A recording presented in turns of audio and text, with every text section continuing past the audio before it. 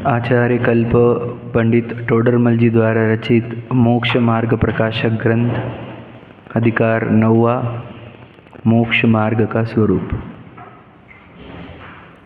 आत्मा का हित मोक्ष ही है और मोक्ष की प्राप्ति पुरुषार्थ से ही होती है, इतना हमने समझ लिया है। पूर्ण सुख को प्राप्त करने के लिए ही सभी जीव प्रयत्नशील है, तो पूर्ण सुख का नाम ही मोक्ष है। और कुछ मोक्ष मतलब कोई जगह का नाम है ही नहीं, पूर्ण सुख को प्राप्त होना ही मोक्ष है। तो उस पूर्ण सुख को प्राप्ति जो होती है वो किसी के मेहरबानी से नहीं होती, किसी के चापलूसी से नहीं होती, समय आने पर नहीं होती, समझ रहे? वो होती है अपने करने पर। पूर्ण सुख दशा पूरी तरह हमारे हाथ की बात है, किसी की भी डिपेंडेंसी नहीं, कोई भी अड़ता नहीं। हम पूर्ण सुखी क्यों नहीं है? क्योंकि हम नहीं चाहते, समझे कि नहीं? हम चाहते तो पूर्ण सुख है, लेकिन हम सही तरीका नहीं अपना रहे, इसलिए पूर्ण सुखी नहीं है।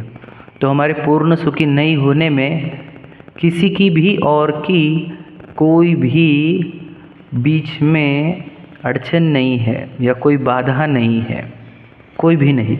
ये पूरा की तरह पूरा हमारा ही, पूरी स्वतंत्रता से। क्योंकि देखो, सब द्रव्य जब अपना काम कर रहे हैं तो मेरे सुख में बाधा डालने को समय किसके पास है?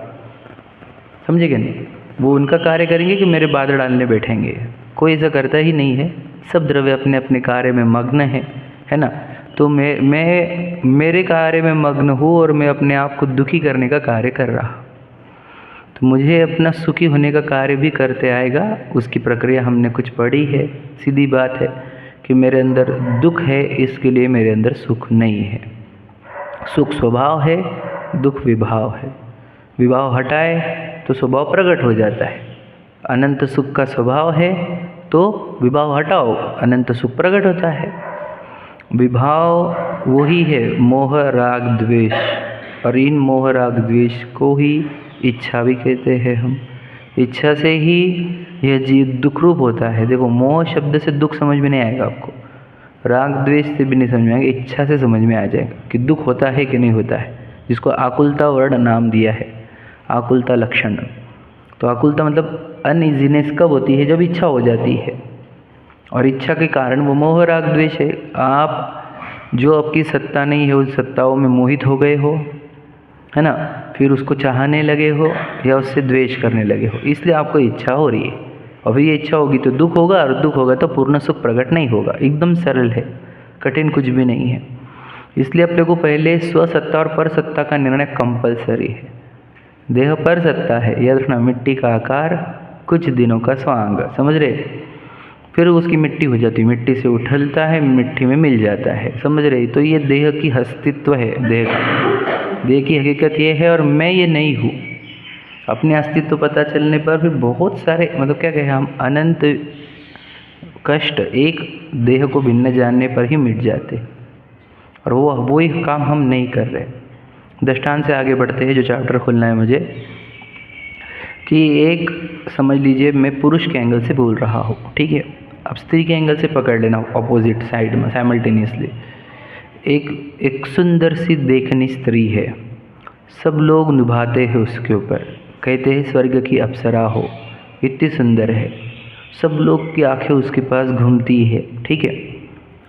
और पता चला कि वो चारित्रहीन है, समझ रहे?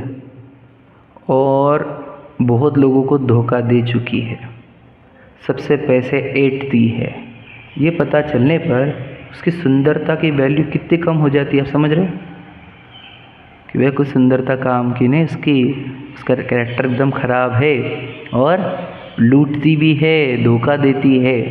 ऐसा अगर हमारे अंदर बैठ जाए तो वो शरीर की सुंदरता पूरी स्किप हो जाती है, बराबर है? क्योंकि हमारे को तन भी सुंदर, मन भी सुंदर चाहिए, है ना? सिर्फ तन सुंदर से क्या फ़ायदा है? तो मन सुंदर होना चाहिए। मन सुंदर मतलब भाव सुंदर होना चाहिए, समझ रहे हैं? तो भावों की सुंदरता भी इक्वल इम्पोर्टेंस रखती है, समझ रहे कि नहीं? और अगर आपको दो ऑप्शन दिया जाए, एक तन से सुंदर है और एक मन से सुंदर है, तो आप जीवन किसके साथ बिताना चाहोगे? समझ रहे? आजकल लोग पागल हो गए वो अलग बात है, पर लॉजिकली तो मन की सुंदरता को ही वैल्यू है कि नहीं है? सच बताओ। तन के सुंदर वाले तो दिन भर परेशान करके रहेंगे, जीना हराम कर देंगे तेरा। अब बता तो किसके साथ जीना चाहेगा? मन से सुंदर। लॉजिक समझ रहे क्या आप? मन से सुंदर मतलब भावों से सुंदर, समझ रहे? भावों की सुंदरता क्या होती है वो समझना है मुझे, क्योंकि फिर मुझे ये चैप्टर समझाना है। बहुत इंपॉर्टेंट चैप्टर है इसके लिए कि सुंदरता तो भावों की ही अच्छी होती है, समझे कि नहीं? हम जैनिज़्म में हमारे मुनिराज बहुदेह मैली सुगुण थैली, समझे कि नहीं? तो मुनिराज जिनके शरीर इतने खराब होते हैं, जैसे जन्मजात बालक हो, जो जन्मा हो, वो पेट से आया हो, गर्भ से, तो जितना खराब रहता है उतना खराब शरीर का है मुनिराजों का।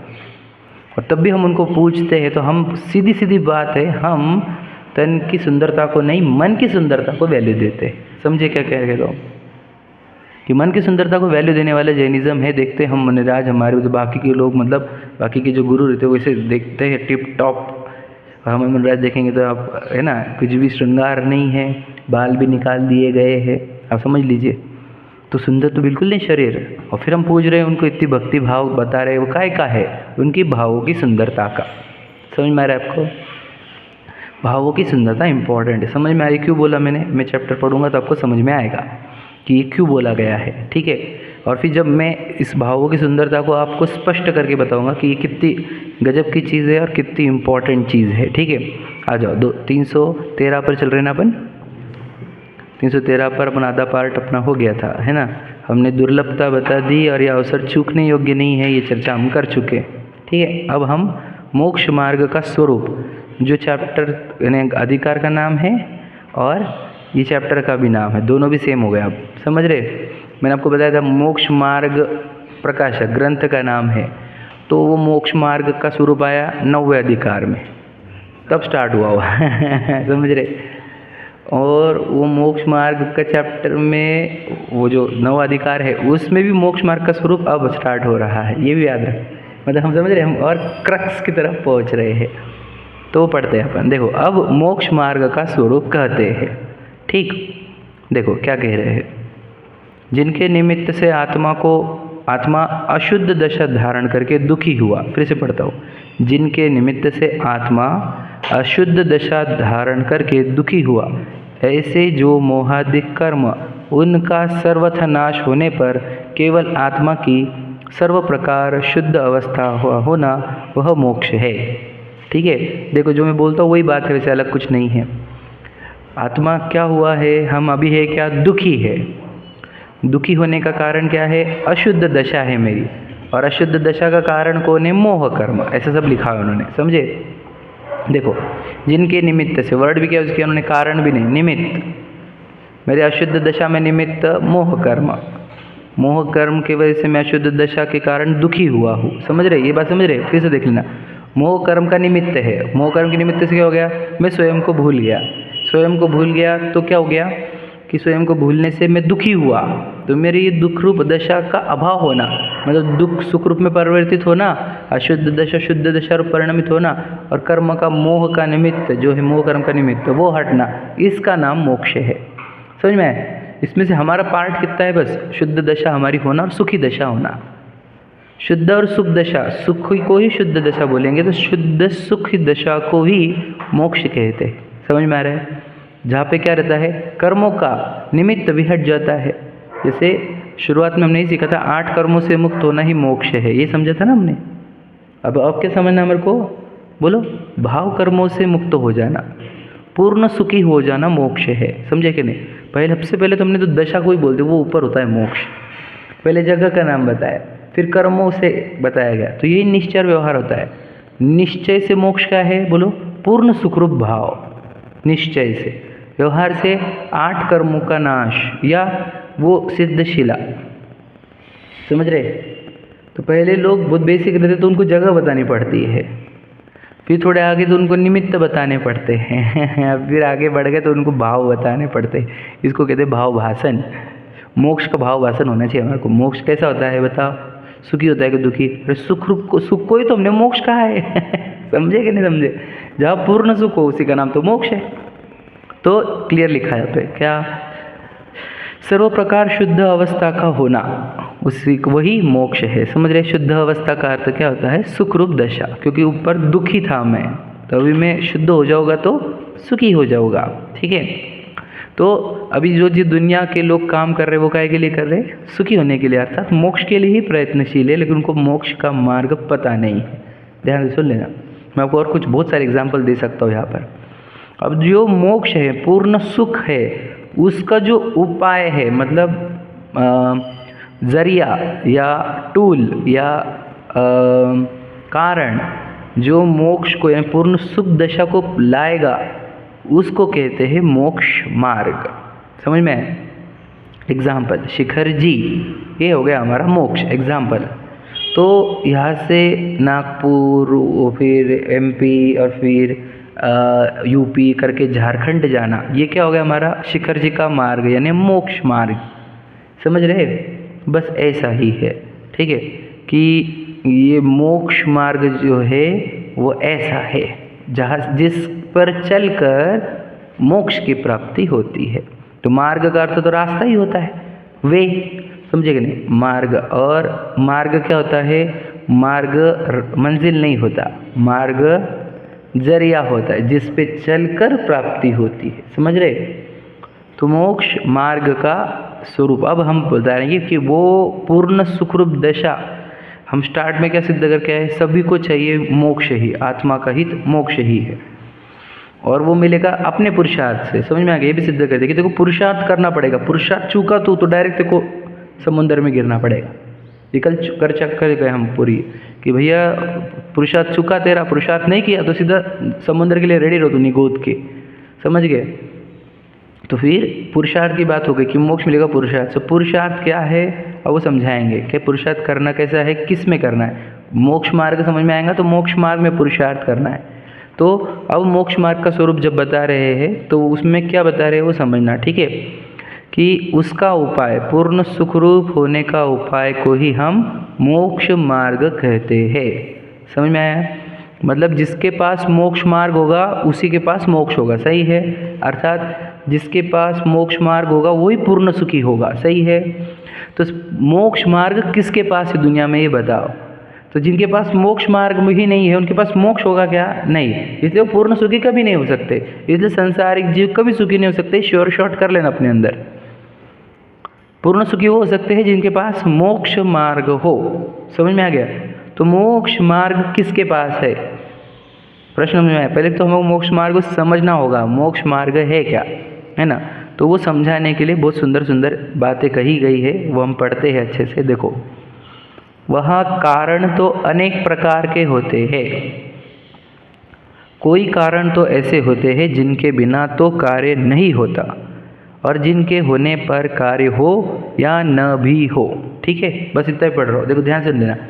अब हम किसकी चर्चा कर रहे थे अभी तक? मोक्ष की। तो मतलब वो कार्य था, और कार्य के लिए चाहिए कारण। समझे कि नहीं? जैसे आपको मिठास चाहिए व्यंजन में तो आपको कारण ढूंढना पड़ेगा, शक्कर या गुड़।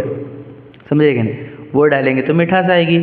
समझे कि नहीं? तो कारण ढूंढना पड़ता है, कार्य जो चाहिए। मिठास, अगर तुम्हारे व्यंजन में मिठास ये तुम्हारा कार्य है तो आपको कारण ढूंढना पड़ेगा, मिश्री, शक्कर, गुड़ जो भी है। ठीक है? समझ में आ गया?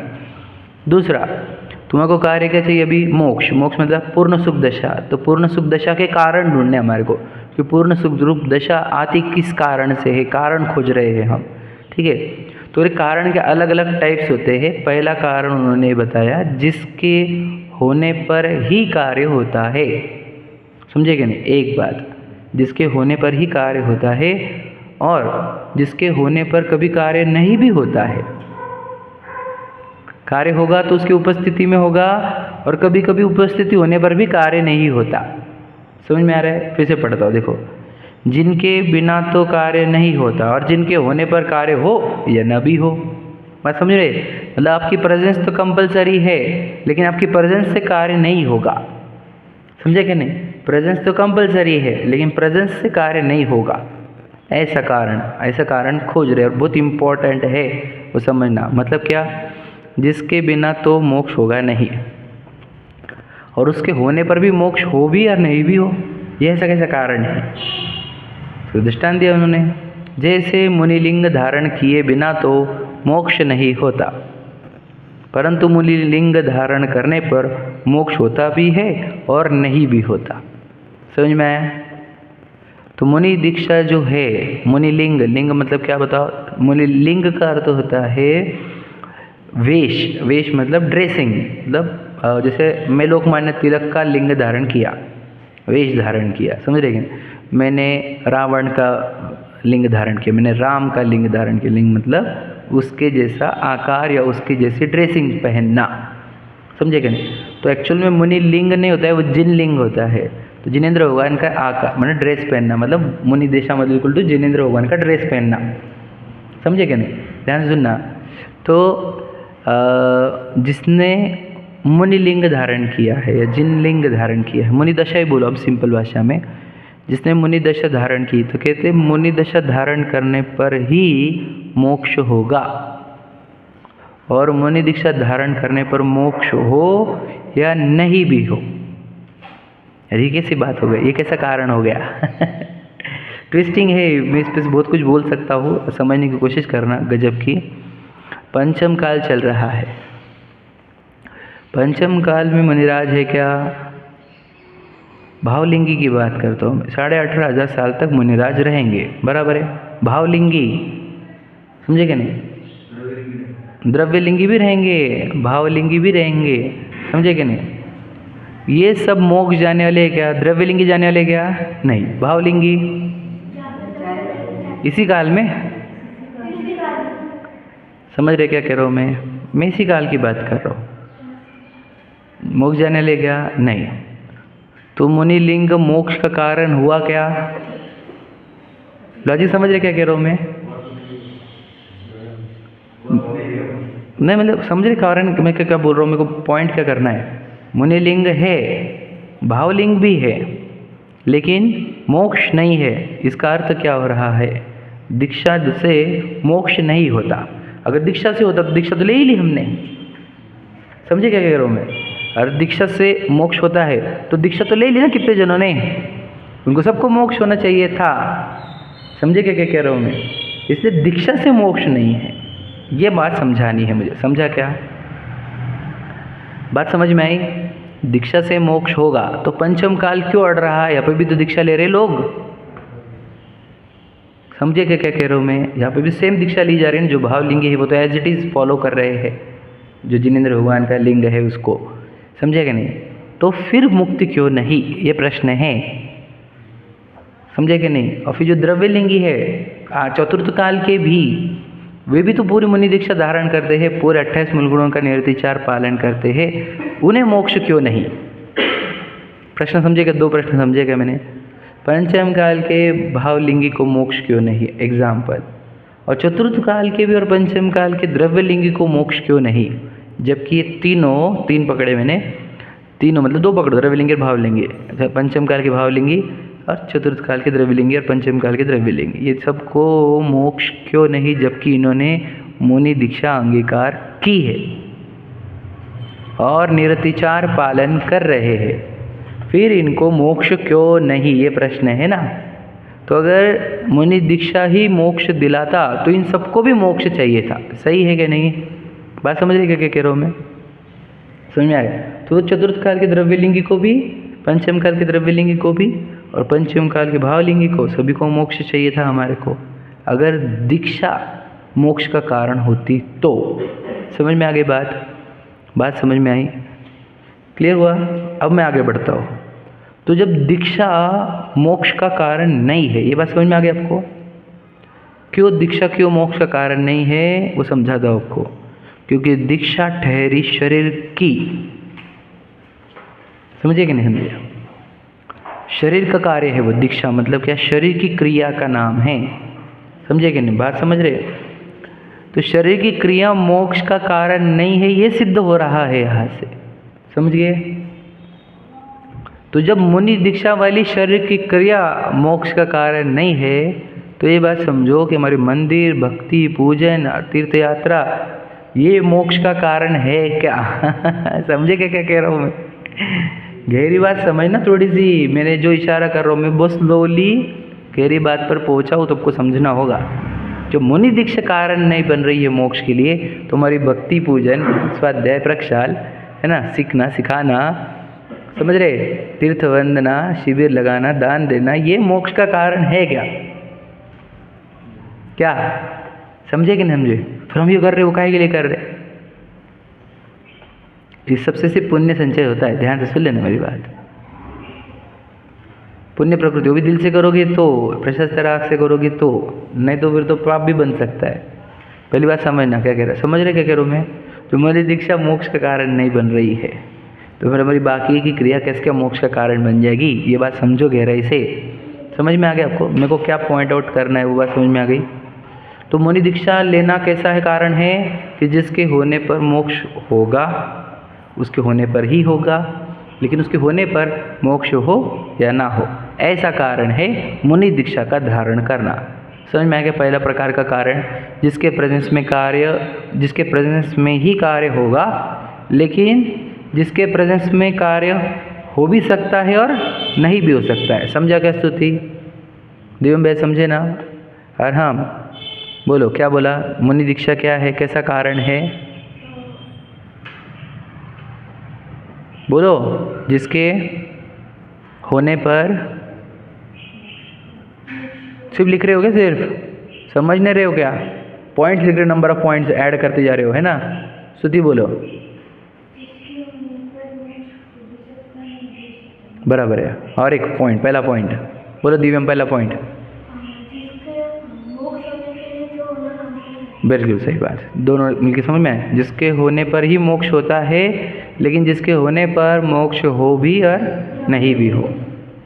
समझे कि ना? मोक्ष के कार्य की बात कर रहे हैं। पहला कारण समझ में आया। दूसरा,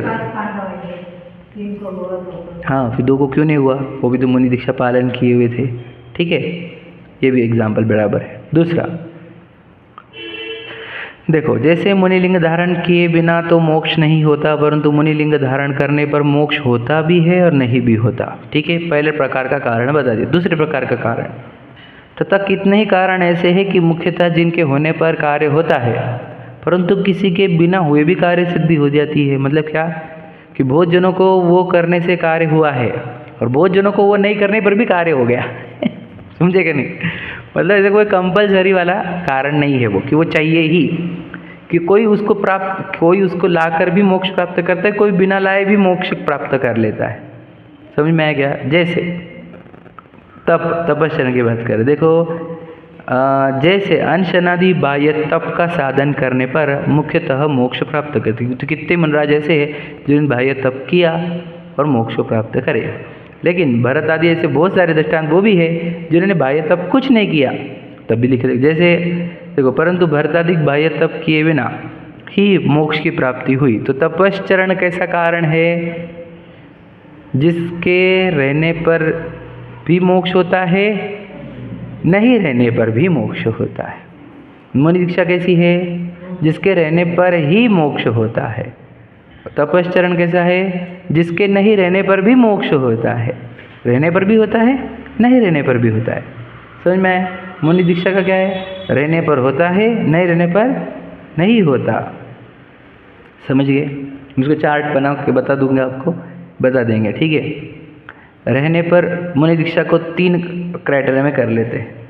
मुनि दीक्षा होने पर मोक्ष होता है, नहीं होने पर नहीं होता है, समझे कि नहीं, और होने पर होता ही है ऐसा जरूरी नहीं। समझ में आ गया? 3 बात। तपश्चरण, होने पर मोक्ष होता है, नहीं होने पर भी मोक्ष होता है। तो होना और नहीं होना ऐसा कोई क्राइटेरिया नहीं है, कंपलसरी कुछ भी है नहीं। अब तीसरा कारण खोजना होगा। तो भी हमारे फिर मोक्ष का कारण मिला कि नहीं मिला? हमारे पास मोक्ष का कारण मिला कि नहीं मिला? बताओ, किससे मोक्ष मिलेगा? तपश्चर्या से मिलेगा कि नहीं? मुनि दीक्षा से मिलेगा कि नहीं? समझ में? तो कह रहे मोक्ष मिलेगा तो हमारे को ऐसा कारण चाहिए जिसके होने पर मोक्ष होता ही है और जिसके नहीं होने पर मोक्ष नहीं होता। ये वाले कारण को ओरिजिनल कारण कहते हैं। समझ में? जिसके होने पर कार्य हो और जिसके नहीं होने पर कार्य नहीं हो, वो ही ओरिजिनल कारण है, नियामक कारण है। समझ में? समझ में आ रहा है क्या बोल रहा हूँ मैं? जिसके होने पर कार्य हो। मैं इसके विवाह के एग्जाम्पल से भी बता सकता हूँ। हम लड़की के विवाह के लिए गए, लड़की के, समझ लीजिए, तो वहाँ पर एग्जाम्पल, विवाह का सबसे इम्पोर्टेंट प्रसंग मुझे नहीं पता वैसे ज़्यादा, पर मैं समझ लेता हूँ, वरमाला। ठीक है, वरमाला डालेंगे नहीं तो विवाह नहीं, ऐसा मैं समझ के चल रहा हूँ। ठीक है, विवाह का कंपलसरी कंडीशन वरमाला हो, ऐसा एग्जाम्पल मैं समझ के चल रहा हूँ। ठीक है, तो वरमाला होने पर विवाह होता है, वरमाला होने पर ही विवाह होता है, वरमाला नहीं तो विवाह नहीं। पर वरमाला होने पर विवाह हो या नहीं भी हो। समझ में आ गया? ओके, वरमाला। दूसरा, बैंड वाले होने पर भी विवाह होता है, नहीं होने पर भी विवाह होता है, ये दूसरा कारण। बोलो तीसरा कारण, जिसके होने पर विवाह होता है और जिसके नहीं होने पर विवाह नहीं होता। कौन? दूल्हा। समझ में? दूल्हा होने पर विवाह होगा और नहीं होने पर नहीं होगा विवाह। समझ में आ गया ना? बस ऐसा ही ये दृष्टांत है। समझ में आ रहा है? मोक्ष मार्ग भी। तो ये जो पहला मुनि दीक्षक की बात करी वो क्या है? वरमाला। समझ रहे? और तपश्चरण बैंड बाजे वाले। ठीक है, अब तीसरी बात कर रहे हैं हम, दूल्हा कौन है, मैंने कंपलसरी कारण कौन है उसकी चर्चा हम कर रहे हैं। आत्मा, आत्मा है कि नहीं आपके पास? फिर मोक्ष क्यों नहीं हो रहा?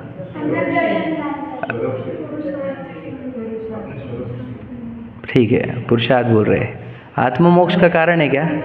मोक्ष का कारण आत्मा है क्या? नहीं। वो ध्यान से सुनना, उसको उत्तर देना, बहुत ब्रिलियंट आंसर चाहिए मुझे। एक सेकंड। आत्मा मोक्ष का कारण है या नहीं है? बताइए, बताइए आप।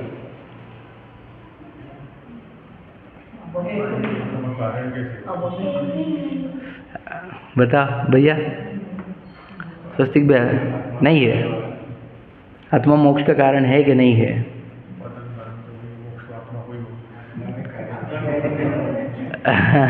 क्या लग रहा है आपको? समझ रहे? आत्मा अगर मोक्ष का कारण होता तो कौन सा आत्मा मोक्ष से रहित होता? क्योंकि सभी को तो, सबके पास तो आत्मा है ही, सबके पास आत्मा है ना। कारण जब सबके पास है तो कार्य भी चाहिए था, क्योंकि कारण कैसा रहता है? जिसके होने पर कार्य हो ही और जिसके नहीं होने पर नहीं हो। समझे कि नहीं समझे? तो आत्मा मोक्ष का मार्ग नहीं है। ध्यान से सुन लेना क्या बोल रहा हूँ मैं। आत्मा इज नॉट मोक्ष मार्ग। फिर क्या है मोक्ष मार्ग? बताओ। आत्मा जब मोक्ष मार्ग नहीं है फिर मोक्ष मार्ग है क्या?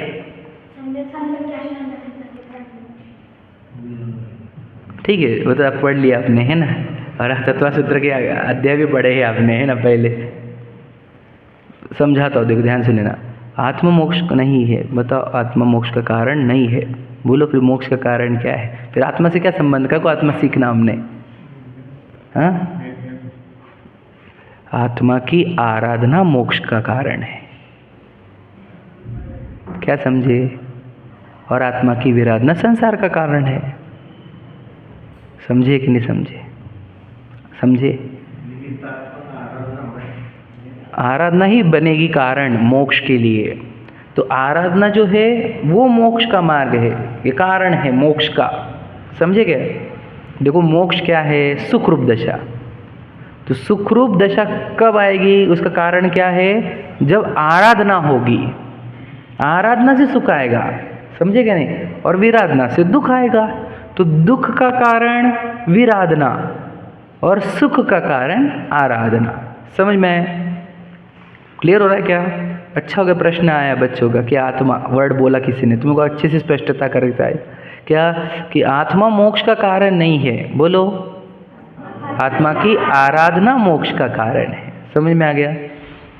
और आत्मा की विराधना संसार का कारण है।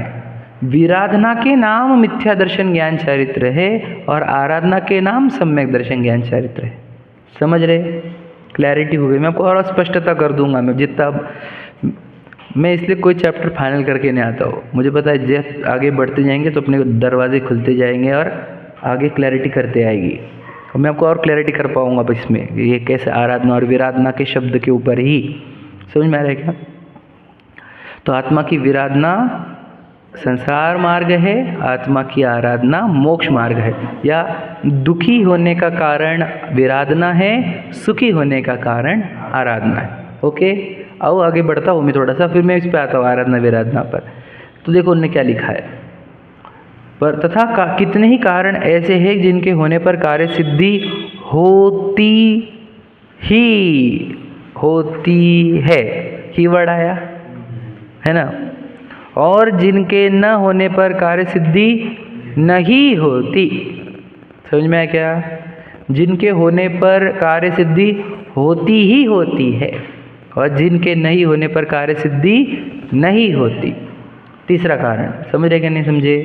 तो ये जैसे उन्होंने कहा सम्यक दर्शन ज्ञान चरित्र की एकता होने पर तो मोक्ष होता ही होता है और न होने पर सर्वथा मोक्ष नहीं होता। तो ये हो गया सम्यक दर्शन ज्ञान चरित्र। क्या हो गया?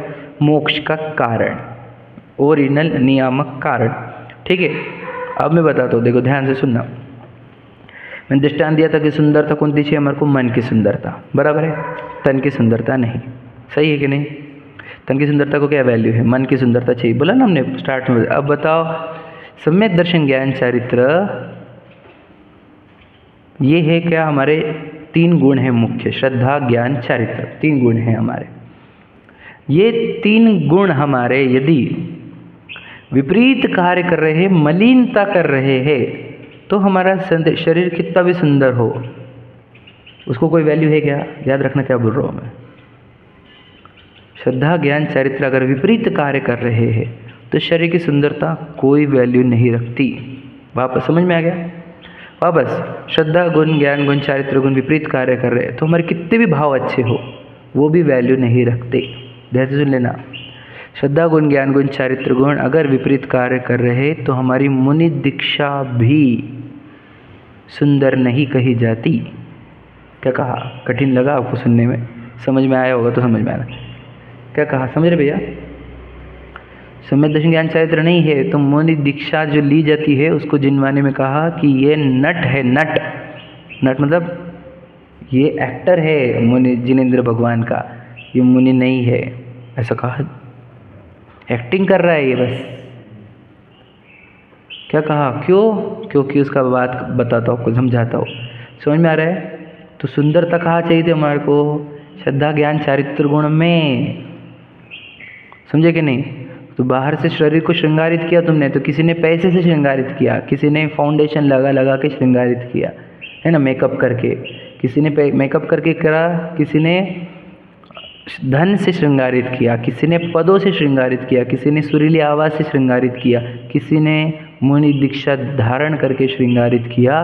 परंतु ये सब श्रृंगार सुंदरता को नहीं देते, सुंदरता देती है श्रद्धा ज्ञान चारित्र गुण की निर्मल पर्याय।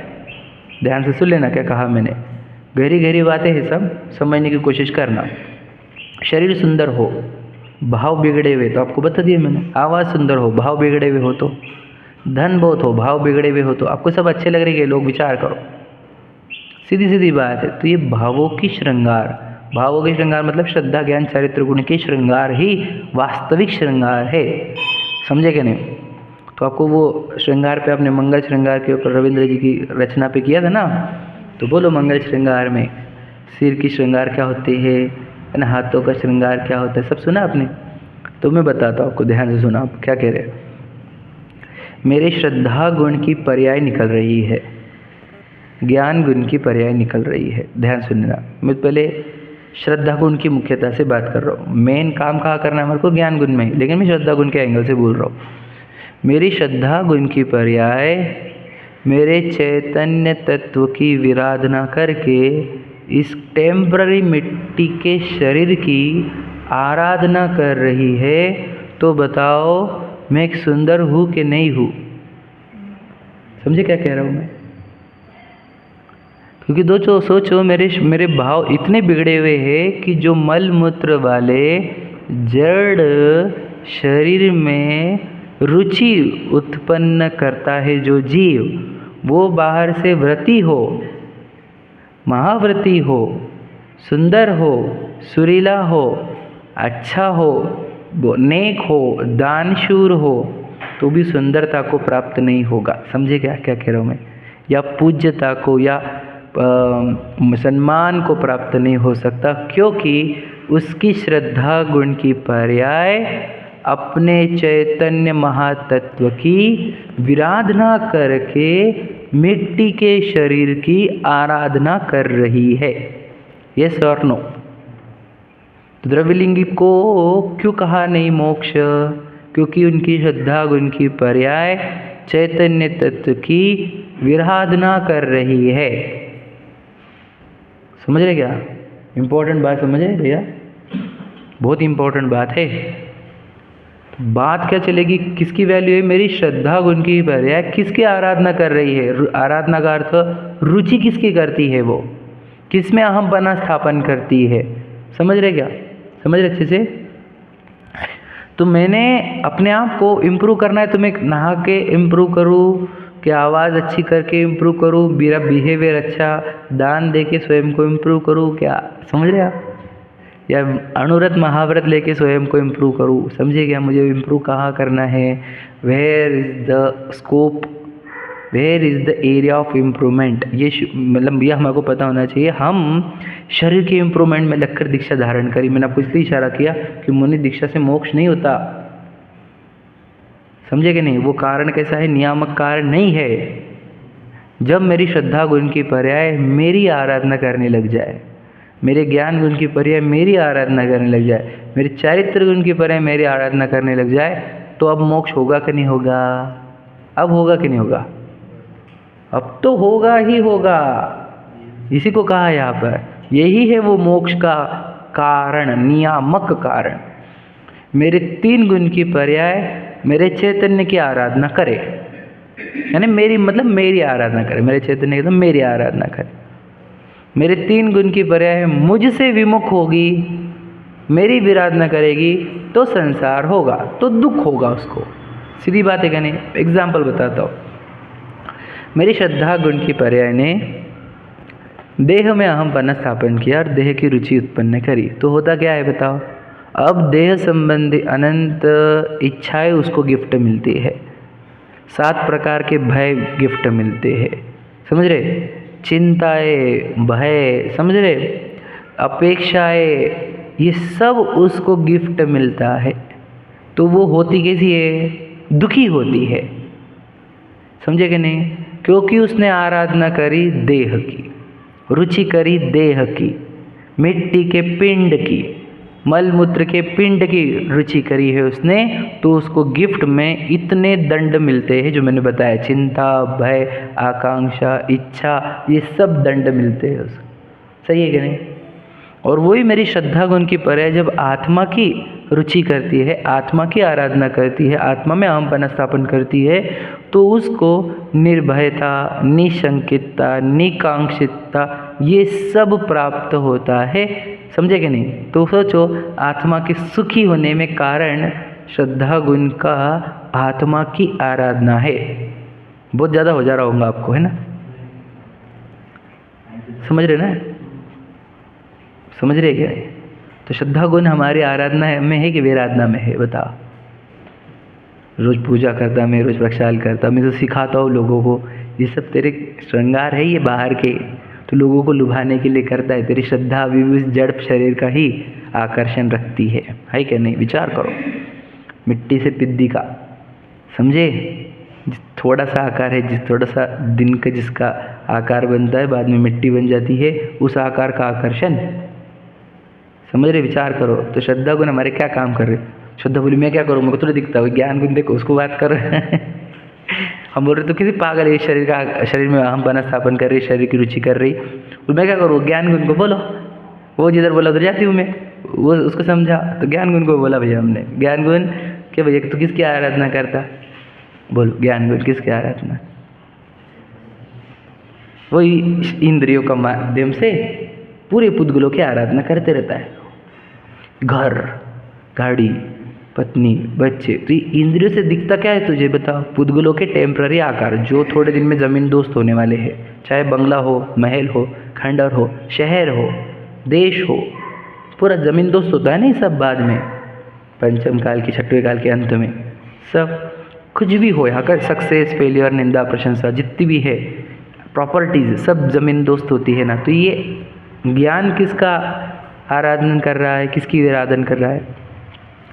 ज्ञेयों की आराधना कर रहा है। थोड़ा समझना टेक्निकल, उसको जो जानने में आ रही चीज़ें उसका आकर्षण है और पुद्गलों का आकर्षण है। तो ज्ञान भी चैतन्य की, जहाँ से ज्ञान उगम होता है, समझे कि नहीं, उसकी विराधना करके जो ज्ञान में विषय आ रहे हैं, है ना, ज्ञेय आ रहे हैं, उसकी आराधना में लगा हुआ है। तो ज्ञान गुण जब विराधना कर रहा है, ज्ञान ने ही विषय पुद्गलों को और ज्ञेयों को बनाया है, तो श्रद्धा आत्मा में अहमपना कैसे स्थापन करेगी? सही है कि नहीं? तो ज्ञान ही विराधना में लगा हुआ है, तो श्रद्धा कैसे आराधना करेगी? बात समझे कि नहीं समझे?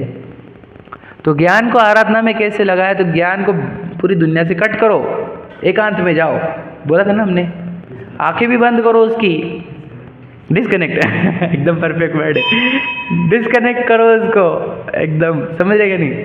दुनिया से डिस्कनेक्ट करो, एकांत में जाओ, आंखें भी बंद करो और उस ज्ञान को जहाँ से ज्ञान उगम हो रहा है उस जगह लगाओ कि कहाँ से उत्पन्न होता है ज्ञान, कौन है वो उगम स्थान। तो जब ज्ञान पूरी दुनिया की आराधना छोड़कर जब ज्ञान के स्रोत रूप आत्मा की आराधना करता है, तब श्रद्धा गुण भी उसकी आराधना करने लग जाती है। अब ज्ञान का क्या है? ज्ञान की कमजोरी, ज्ञान की बहुत स्पीड है, तो वो क्या हो जाता है, वहाँ से छूट जाता है, समझे कि नहीं? तो वो तो आराधना करके वापस से छूट जाता है, मतलब उसको देख लेता है वो और छूट जाओ, वहाँ से वापस दूसरा विषय देखने को लग जाता है। तो हमने उसको बोला भैया ज्ञान तो इसे क्या कर रहा है, तो मेरे अंदर शक्ति ही नहीं है, रुकने की शक्ति ही नहीं है। तो हमने चारित्र गुण को बोला इसको शक्ति दो, रुके आत्मा में, समझे कि नहीं? फिर चारित्र गुण भी अब वो बोलते भैया मैं फास्ट नहीं काम कर सकता, आई विल वर्क स्लो, धीरे धीरे करके कर दूंगा, टेंशन मत लो, समझे कि नहीं? पहले श्रद्धा और ज्ञान गुण ने आराधना करी होंगी तो करता मैं, अगर श्रद्धा और ज्ञान गुण मिट्टी की आराधना कर रहे तो अपन भी मिट्टी की स्थिरता करेंगे, समझे क्या?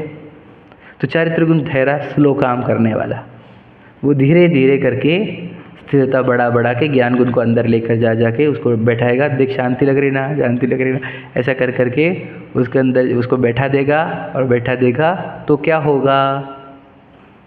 मोक्ष होगा, पूर्ण सुख आ गया, आगे कि नहीं आ गया? ये है मोक्ष, ये है सुख, ये है मुक्ति का मार्ग, ये है, समझे कि नहीं? और जो हमने आज तक किया नहीं है, हमने मुनि दीक्षा ने धारण करी क्या? अनंत बार कर ली। अच्छा वो ज्ञान गुण को आत्मा में लेके गए क्या? वो नहीं किया। यही लाइन है वो, मुनिव्रत धार अनंत बार ग्रीवक उपजायो पे निज आत्म ज्ञान में ना, अपने आत्मा का ही ज्ञान नहीं कराया गया, अपने ही ज्ञान को, सही कि नहीं? मतलब ज्ञान ही विराधना कर रहा है, इसलिए श्रद्धा विराधना कर रही है, इसलिए चारित्र विराधना कर रहा है। विचार करो, तो ज्ञान आराधना में कब लगेगा? जब आप उसको एकांत स्थान दोगे, इंद्रियों का प्रयोग कम करोगे, बंद करोगे, और मन का प्रयोग बंद करके जब चेतन स्वरूप आत्मा के ज्ञान होगा कि ये चेतना आती कहाँ से है, ये ज्ञान आता कहाँ से है, इसका उगम स्थान कौन है, इधर ध्रुव सत्ता कौन है, उसको जब देखेगा ज्ञान, तो फिर ये कार्य चालू होगा मोक्ष मार्ग का। और जब तक हम वो कार्य नहीं कर रहे हैं, इसलिए मैंने बीच में डाला था, देखो एक वीर सागर जी जो है ना, दिल्ली वाले वीर सागर जी ना, बोलते आजकल ये आत्मानुभूति की चर्चा ही बंद हो गई है दुनिया में, चर्चा ही नहीं करते। आत्मानुभूति मतलब क्या? आप अपने ज्ञान को आत्मा की ओर लेकर जाओ, और प्रेरणा इसी की होनी चाहिए, समझे कि नहीं? आत्मानुभूति के बिना धर्म प्रारंभ नहीं होता। एक बार स्वयं की अनुभूति करो, आत्मानुभूति मतलब स्वयं की अनुभूति, अपने ज्ञान को अपनी ओर लेकर जाना, यही है वो मोक्ष मार्ग का पहला कदम, क्योंकि वहाँ से विराधना बंद होती है और आराधना प्रारंभ होती है। अब कोई जीव स्वयं के चैतन्य का विराधना करे और दुनिया में कुछ बड़ा अचीव करेगा क्या? चैतन्य की विराधना वाला जीव ही निगोद पहुँचता है, कुछ अचीव नहीं कर पाएगा वो। अपने चैतन्य का घात करता है प्रति समय। सोचो, श्रद्धा गुण जब अहमपना आत्मा में देह में स्थापन करती है तो आत्मा प्रति समय तड़पती है इच्छाओं से। तो आत्मा को इतना तड़पाने वाला, चैतन्य को तड़पाने वाला, उसको निगोध ही दंड मिलता है। याद रखना मेरी बात, मिलता ही मिलता है, कोई दुनिया की ताकत नहीं रोक सकती उसको। तो अपनी श्रद्धा गुण, ज्ञान गुण, चारित्र गुण विराधना कर रहे हैं और सोच मैंने दीक्षा धारण कर लिया, मुझे लगा मुझे मोक्ष हो जाएगा। तो ये 3 गुण जब विराधना कर रहे हैं आत्मा की तो मोक्ष नहीं होता, समझे क्या? तुम दीक्षा ले लो और 3 गुण जब आराधना करने लग जाते हैं तो याद रखना, तुम तपश्चरण भी मत करो तब भी मोक्ष हो जाता है। क्या कहा? 3 गुण जब आराधना करने लग जाते हैं तो मैंने तो एक दिन भी उपवास नहीं किया तो भी मोक्ष हो जाएगा। अच्छा, दीक्षा, जब मैं चारित्र गुण को बोला हूँ कि आत्मा मुझे स्थिर होना है तो चारित्र गुण खुद ही एक ऑर्डर दे देगा, चलो छोड़ दो, घर परिवार छोड़ दो, छोड़ो। समझेगा नहीं कि आप लोग ज़्यादा रुकने का है ना आत्मा में, तो छोड़ो ये सब चक्कर, ये बहुत अपने को डिस्टर्ब कर रहे हैं। समझे कि नहीं समझे? तो चारित्र गुण खुद ही दीक्षा देने को लगा देगा हमारे को, समझे क्या?